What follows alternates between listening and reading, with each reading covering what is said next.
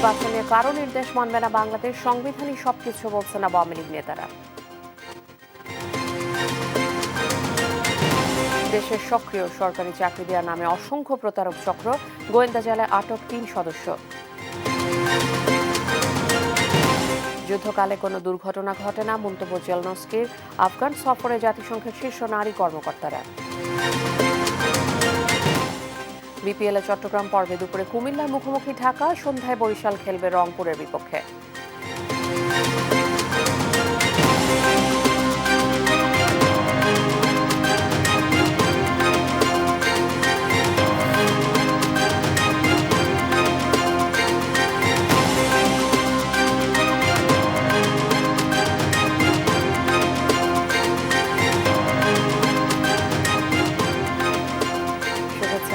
সংবাদ সকালে বলছিলাম সংবাদ শিরোনাম, সঙ্গে আমি শিকা আজিজ। এবারে বিস্তারিত। আগামী নির্বাচন নিয়ে বিদেশি চাপ সামলাতে সংবিধানকেই সামনে রাখবে ক্ষমতাসীন দল আওয়ামী লীগ। নেতারা জানান, কূটনীতিকদের সাথে কথাবার্তা হবে, তবে সংবিধানের বাইরে যাওয়ার কোনো সুযোগ নেই। বলেন, উন্নয়ন সহযোগী হিসেবে বিদেশি রাষ্ট্রের সাথে কথা হয়, তাদের অভিজ্ঞতা নেওয়া যেতে পারে। আওয়ামী লীগ নেতাদের পরিষ্কার মন্তব্য, নির্বাচনের মতো দেশের অভ্যন্তরীণ বিষয়ে কারো নির্দেশ মানতে বাধ্য নয় বাংলাদেশ। জয় যাদবের রিপোর্ট।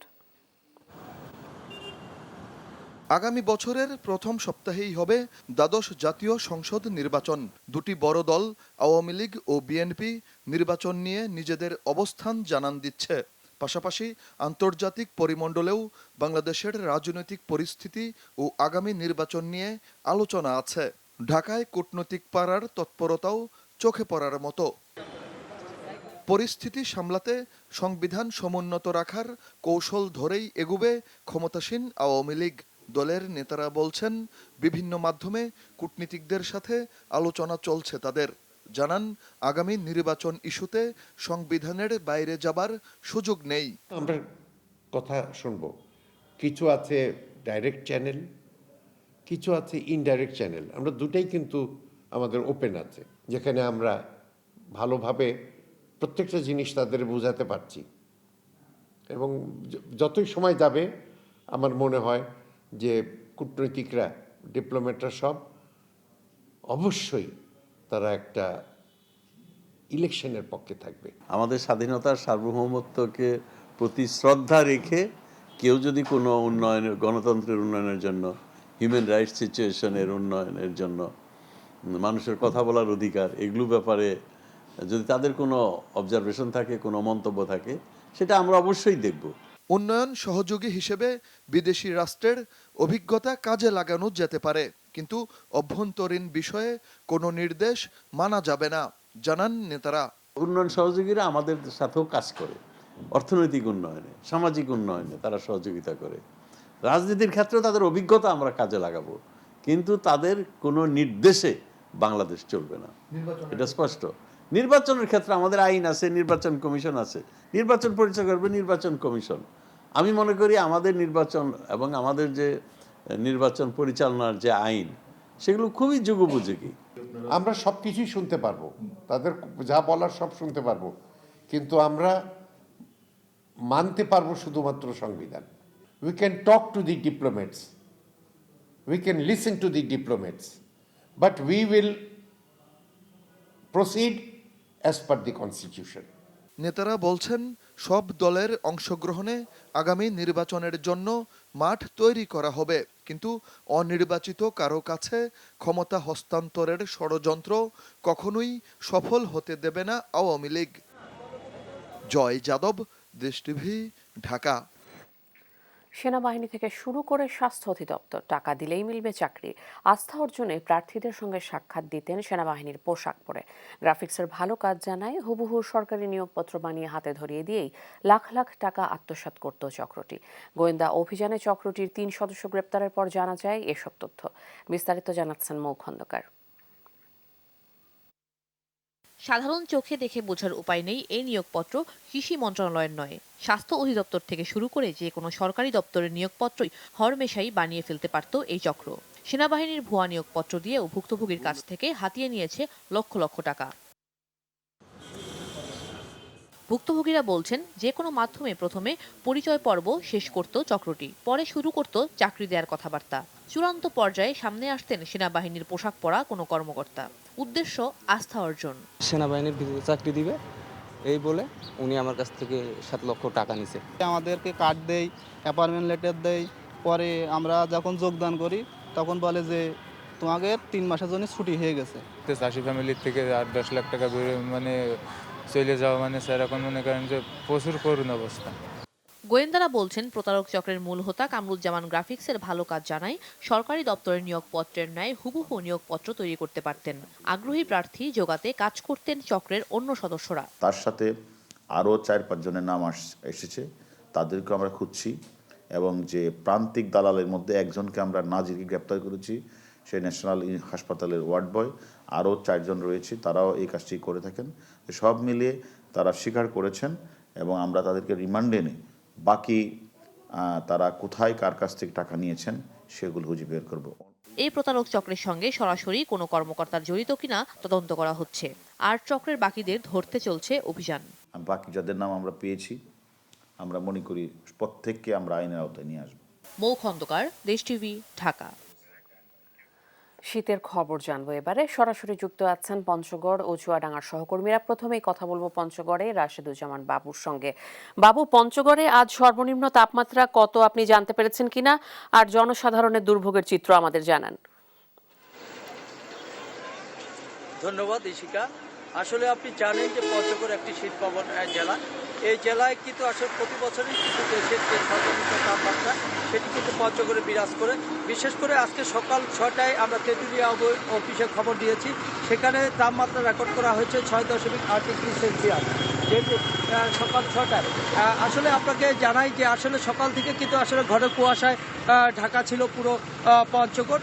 এখন কিছুটা আসলে সূর্যের দেখা না মিললেও সূর্যের যে উত্তাপ, সেই উত্তাপ কিন্তু আসলে ছড়িয়ে যেতে শুরু করেছে, যেই কারণে কিন্তু যে ঠান্ডার যে কিছুটা প্রকোপ, সেই প্রকোপ কিন্তু এখন একটু কমতির দিকে দেখা যাচ্ছে। বিশেষ করে কুয়াশাও কিন্তু অনেকটা কেটে গেছে, যেই কারণে বলে আপনি জনদুর্ভোগের যে কথাটুকু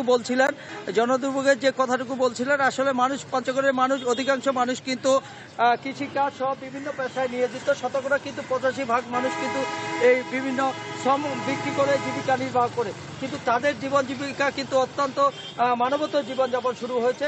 বিশেষ করে আপনাকে জানাতে চাই যে এখানে পাথর শ্রমিক, বালু শ্রমিক এবং অন্যান্য পেশায় নিয়োজিত রয়েছে অনেক মানুষ, যেই কারণে কিন্তু তাদের দিন আনে দিন খায় এমন লোকগুলোর কিন্তু মানবতা জীবনযাপন শুরু হয়েছে। নির্দিষ্ট সময় কাজে যোগদান করতে না পারায় কিন্তু তারা কিন্তু আসলে তাদের দৈনন্দিন যে আয় সেটি কমে গেছে, সেই কারণে কিন্তু সংসারে একটি বাড়তি চাপ পড়েছে। বিশেষ করে আপনাকে জানিয়ে রাখি যে ঘন কুয়াশার কারণে কিন্তু আসলে দুর্ঘটনা যেটা বলি সেটা বেড়ে গেছে কিন্তু পঞ্চগড়ে। বিশেষ করে আপনাকে জানি এই গত 15 দিনেই কিন্তু এখানে কিন্তু সড়ক দুর্ঘটনায় 2 জন মারা গেছে এবং বিভিন্ন স্থানে আবার আহতর বিভিন্ন খবর পাওয়া গেছে। এই ছিল পঞ্চগড় থেকে আমার কাছে সর্বশেষ সংবাদ।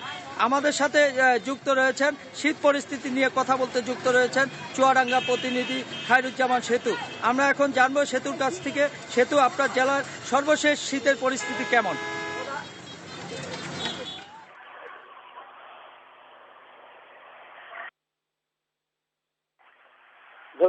ধন্যবাদ বাবু।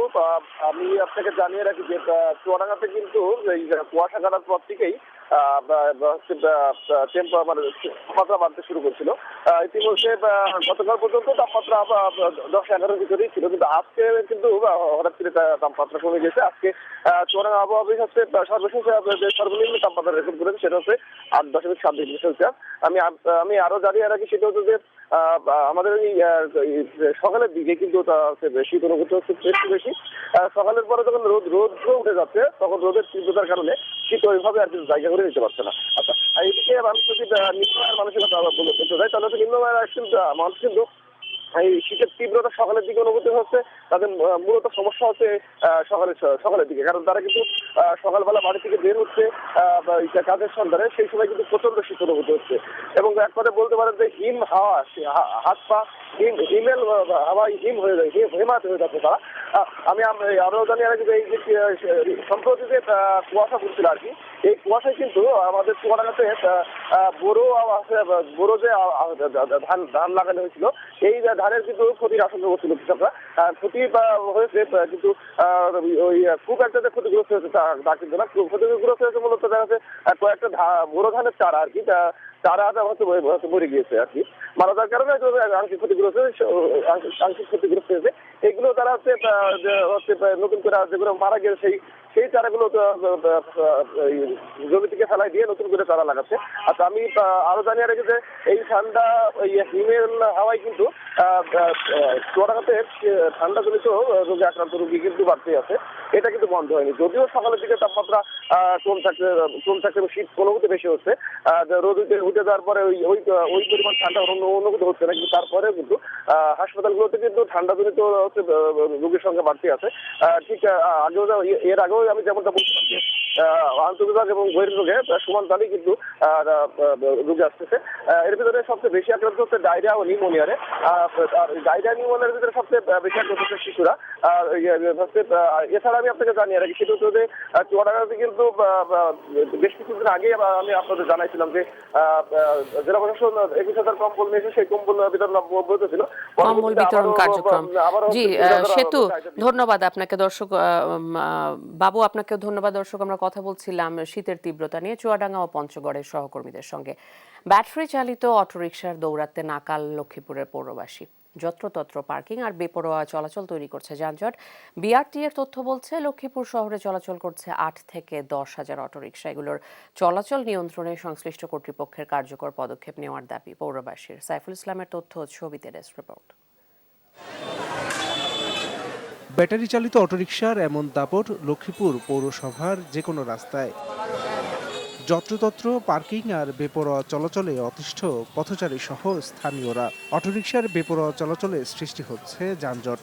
প্রতিনিয়ত যানজট লেগেই থাকে। এর মূলত প্রধান কারণ হচ্ছে যে এত বেশি অটোরিকশা এবং এত বেশি রিক্সা, অ্যাক্সিডেন্ট হয়, মানুষ খুব ক্ষতিগ্রস্ত হইতেছে এবং এটার কোনো বিধ ব্যবস্থা নাই।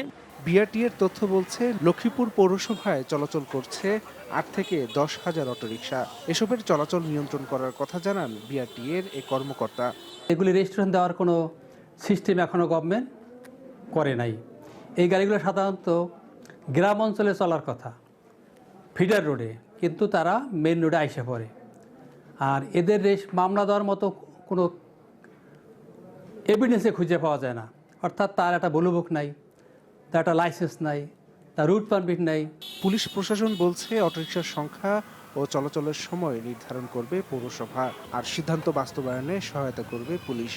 ড্রাইভিংয়ের ব্যবস্থা সেটাও আমরা বিএটির কথা বলেছি, আমি প্রশাসনের কথা বলেছি, আমাদের জেলা আইন শৃঙ্খলা মিটিংয়ে উন্নয়ন সভায় আমরা ডিসি মহোদয়কে বলেছি, আমরা উদ্যোগ গ্রহণ করছি যে এদিকে কিভাবে একটি নিয়ন্ত্রণে আনা যায়।